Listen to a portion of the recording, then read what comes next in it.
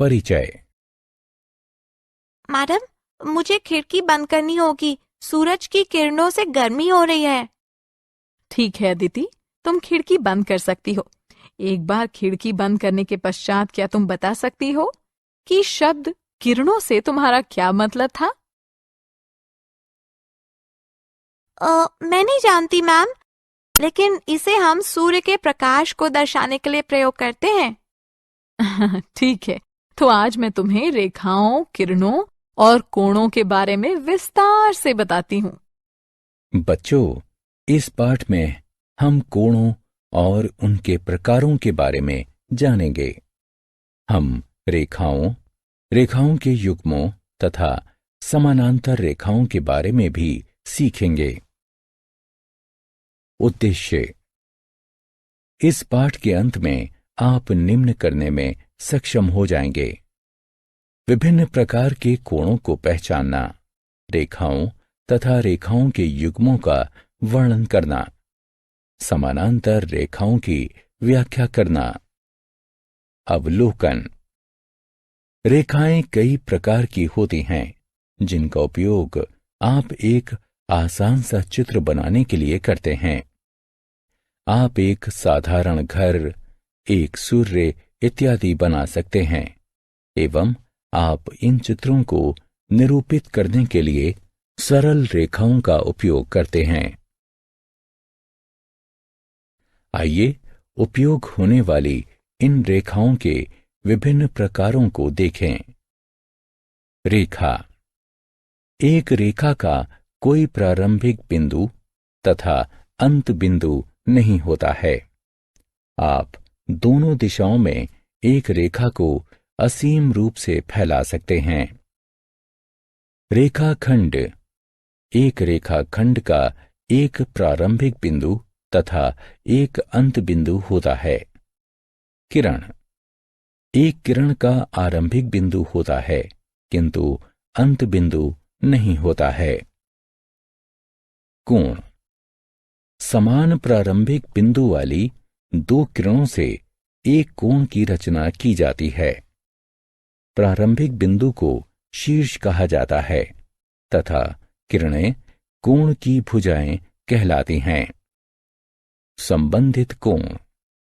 एक कोण को दो किरणों के मिलन के रूप में परिभाषित किया जाता है, जिनका अंत बिंदु एक ही होता है। कोण की भुजाएं दो किरणें होती हैं, जबकि शीर्ष उसके उभयनिष्ठ अंत बिंदु होते हैं। चार प्रकार के कोण होते हैं। वे इस प्रकार हैं: पूरक कोण, संपूरक कोण, आसन्न कोण तथा ऊर्ध्वाधर कोण। अब सभी कोणों को संक्षेप में देखते हैं। पूरक कोण वे कोण होते हैं जिनके दोनों कोणों की मापों का योग 90 अंश होता है। संपूरक कोण वे कोण होते हैं जिनके दो कोणों की मापों का योग 180 अंश होता है। आसन्न कोण वे कोण होते हैं जिनका एक उभयनिष्ठ शीर्ष होता है तथा एक उभयनिष्ठ भुजा होती है, किंतु कोई अंत बिंदु उभयनिष्ठ नहीं होता है।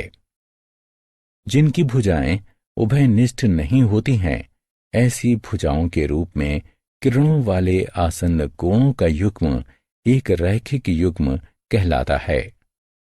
ऊर्ध्वाधर कोण वे कोण होते हैं जिसके दोनों कोणों का एक शीर्ष उभयनिष्ठ होता है तथा जिसकी भुजाएं दो रेखाओं का निर्माण करती हैं।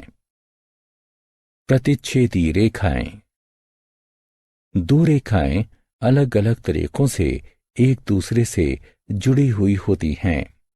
आइए प्रत्येक तरीके को अलग अलग देखते हैं।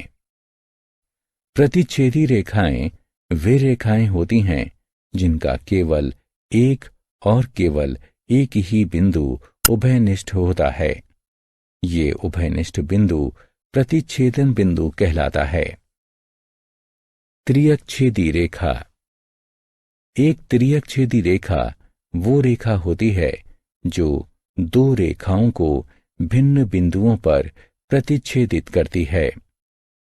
अधिकांशतः एक त्रियकछेदी रेखा से कई कोणों की रचना की जाती है। त्रियकछेदी रेखा द्वारा निर्मित कोण। त्रियकछेदी रेखा से 7 प्रकार के कोणों की रचना की जाती है। वे इस प्रकार हैं: संगत कोण, अंतःकोण, बाह्य कोण, एकांतर अंतःकोण। क्रमगत अंतःकोण, एकांतर बाह्य कोण और क्रमगत बाह्य कोण। उपरोक्त कोणों के बारे में विस्तार से जानने के लिए उन पर क्लिक करें। समानांतर रेखाओं की त्रियकछेदी रेखा। जब दो समानांतर रेखाओं को एक त्रियकछेदी रेखा के द्वारा काटा जाता है, तब आप पाएंगे कि संगत कोण बराबर होते हैं। एकांतर अंतःकोण का प्रत्येक युग्म समान होता है और अंतःकोणों का युग्म संपूरक होता है। समानांतर रेखा। दो रेखाएं समानांतर होती हैं यदि वे सदैव समान दूरी पर स्थित हों एवं आपस में कभी नहीं मिलती हों। आप त्रियकछेदी रेखा द्वारा काटकर भी इसकी जांच कर सकते हैं कि रेखाएं समानांतर हैं अथवा नहीं। यदि उनके संगत कोण समान होते हैं, एकांतर अंतःकोण के युग्म समान एवं संपूरक होते हैं, तब रेखाओं को समानांतर होना चाहिए। सारांश। आइए हमने जो कुछ भी सीखा है उसे संक्षेप में दोहराएं। रेखाओं का कोई प्रारंभिक बिंदु नहीं होता है। एक रेखाखंड का केवल एक प्रारंभिक तथा अंत बिंदु होता है। इसी प्रकार एक किरण का प्रारंभिक बिंदु होता है, किंतु कोई अंत बिंदु नहीं होता है। एक समान प्रारंभिक बिंदुओं वाली दो किरणों से एक कोण की रचना की जाती है। दो रेखाएं 4 तरीकों से परस्पर जुड़ी हुई होती हैं। प्रतिच्छेदी रेखाएं, त्रियकछेदी रेखाएं, त्रियकछेदी रेखाओं के कोण तथा समानांतर रेखाओं की त्रियकछेदी रेखाएं। यदि संगत कोणों की मापें तथा एकांतर अंतःकोणों के युग्म समान होते हैं, तब रेखाएं समानांतर होनी चाहिए।